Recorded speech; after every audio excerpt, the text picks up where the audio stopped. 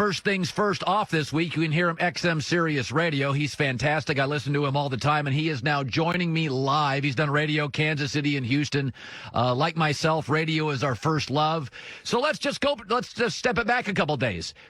Tom Brady leaves New England. What was your first 30 seconds in your mind, in your vast mind? What was your first take?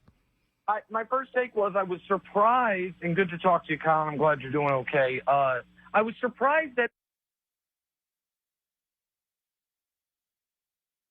extension 2 years ago, and they said, how about some incentives you won't reach, even though you just won league MVP and we just went to our 8th Super Bowl. He took that. And then he asked for a contract extension last year on their 6th Super Bowl, and he led a fourth quarter comeback on the road in the AFC Championship game and then completed 3 third and 10s in overtime to break my heart in Kansas City. And they said, how about a small raise, Tom? Because we don't know if we believe in you anymore. He knew he was going to have to sing for his supper this year, and he was off key all season long. And the idea that, well, they now want to bring him back when they didn't want to bring him back when he was coming off Super Bowls 8 and 9 and MVP number 3, I never bought it. And so I wasn't surprised. I was shocked when I was watching you yesterday to hear that he's going to Tampa and not California. But I still don't totally get it, why it's the Bucs out over the Chargers, aside from maybe he smartly doesn't want to face Patrick Mahomes twice a year, because who would? But I wasn't surprised he left New England, Colin. By the way, I said this. If a guy gets in a midlife crisis at 45 years old, he buys the convertible sports car and he wears flashier clothes. This has a midlife crisis to it. Tom is going from this rigid, academic, incredibly efficient culture, very frugal. Tampa's had flashy players. It's not efficient. It's not the same city, the same vibe. You could argue it's the opposite. The pirate ship in the end zone. It's loose. It's fun. Bruce Arians is like, cocktails at 5. Let's go home. There's a kind of a midlife crisis feel to it that Tom has kept saying, I want to have fun. Maybe he went to a place that historically has too much fun. Do you think he fits it all football-wise? Well, I think he will be a leveler in that regard. I think Bruce Arians is an excellent offensive mind, and they obviously have tremendous weapons. Everyone's talking about Godwin and Mike Evans. I don't know if you've talked about this yet today. I apologize. I didn't see the very start of the show. I'm wondering if he brings Antonio Brown with him. If he does, that is a absolutely potent, top-of-the-league trio of receivers. So I just don't know if the Bucs got better. They got very different.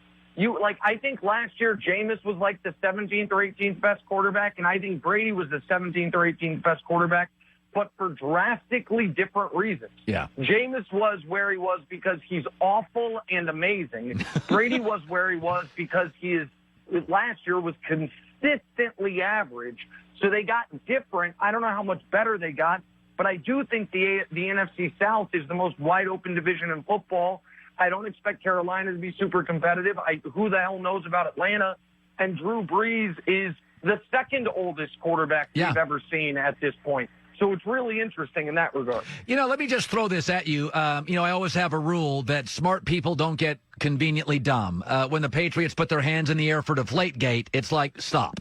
Okay, you're too smart to just not know what's going on with the footballs. Belichick has a plan, yet they have no concession for Brady. They let 2 top defensive players go. They have no weapons in a weapon league. Do you think it's crazy because he's built up so much equity, like Steve Kerr, like let's be honest, the Warriors, where you can tank for a year and everybody's like, yeah, it's new arena. We get it. I mean, post Michael Jordan, the Bulls sold out for several years and were unwatchable. Is it possible the plan for Belichick is, listen, we're gonna get draft picks. We're going to get really young. We're letting expensive old guys go. We're going to be bad for a year. And guess what? We'll be a top 7 to 8 pick next year with Trevor Lawrence, Justin Fields, and quarterbacks. Is that crazy to you? Their plan is actually not being great and rebooting at quarterback. With respect, yeah, that's crazy to me. Okay. I think that they believe – I think, first of all, whether it would be fair or not, if the Patriots are terrible next year, even if it were to be part of a plan, people are going to hammer Belichick, and I don't think he wants to sign up for that. That where all of a sudden there's a kernel to, well, here was his record in Cleveland before Brady. Here was his record in New England before Brady. And now look at him without Brady. So I don't think that's the plan. And I think Belichick looks at the AFC East and says, we still might end up with the best quarterback in this division. Like, who is Miami's quarterback? I know you love Darnold, but I don't know if Belichick sold on him after he made him see ghosts. And Josh Allen's a trick-or-treat quarterback. So, no, I don't think. Now, are they going to go all out, a la 2007, try to add weapons on weapons? No, but I think he believes they can.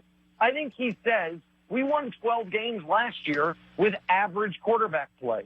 Why can't we win 12 games again this year with average quarterback play? So I don't think that's the point. Nick Wright joining us, First Things First, which is off this week, but he's doing tons of radio and social media stuff. Couple of you broadcast in Houston. You are not a fan of Bill O'Brien, but no. He does keep winning the division. In this league, you can screw up a lot, but if you get the right quarterback, you win. Indianapolis does everything right, doesn't have the right quarterback, not winning as much. Could I make the argument with DeAndre Hopkins? If that had just gotten a second and a second, not a second and a fourth, you look up this morning and wide receivers do not lead teams to Super Bowls. They're not going to beat Kansas City because they're not going to outscore them. They can't stop them. And he's going to have to pay a left tackle. He's got to play Deshaun Watson. You're not going to beat Kansas City in a shootout with Andy Reid and Patrick Mahomes. Those days are done. You're going to beat them the way San Francisco almost did, with a lot of draft picks up front, pass rush, cross your fingers, and that DeAndre Hopkins wanted to restructure his deal anyway, and they wanted him out.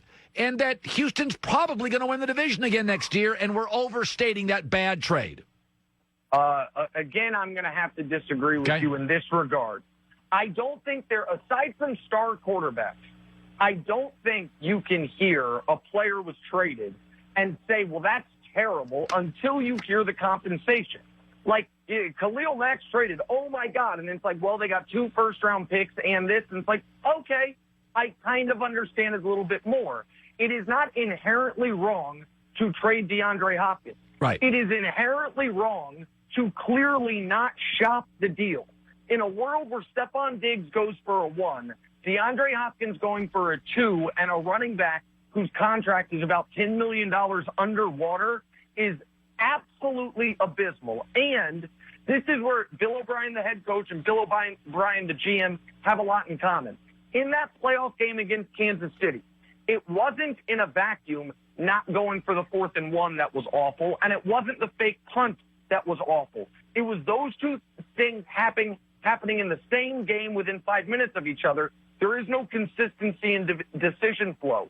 He said to the world when he traded 2 1s and a 2 for the 8th best tackle in football, Laramie Tunsil, he literally said, I think draft picks and unproven young players are undervalued or overvalued, and established veterans are undervalued. You can't say that 7 months ago and then trade away a superstar for a second-round pick. And if you are going to trade away a superstar, Amari Cooper got a 1, Odell Beckham got a 1, a 3, and a 5, Stephon Diggs got a 1, Brandon Cooks went for a 1 twice. How DeAndre Hopkins goes for a 2, it just means to me he took the first deal available to him, and that is why you can't be the head coach and the GM. It's too big of jobs, not equipped for it. So I understand what you're saying. And if he had gotten a better return, I could justify it. Yeah. The return is what kills it. Yeah, I think your point initially, I'm not against the idea of bailing on a receiver when I've got pretty good weapons in Deshaun Watson. It is the compensation. If you said 2 2s, I'd go, all right, just a 2 and a 4. You don't even really get a 4 because you had to give up a 4. Just getting a second-round pick feels like you walked into a grocery store and you grabbed the first thing you saw and left. You didn't price shop at all. Right. If you've got a sports car and realize you don't need it, it makes sense to sell it. But if there's someone that, if you call them and ask them, would give you $80,000 for it, and you sell it for $30,000, you made a terrible, terrible deal, even if you needed to sell the car. Yeah. And so that's what he did there. Well, I don't own one. I drive. Oh, yeah, right. I am very family truckster all the way for me.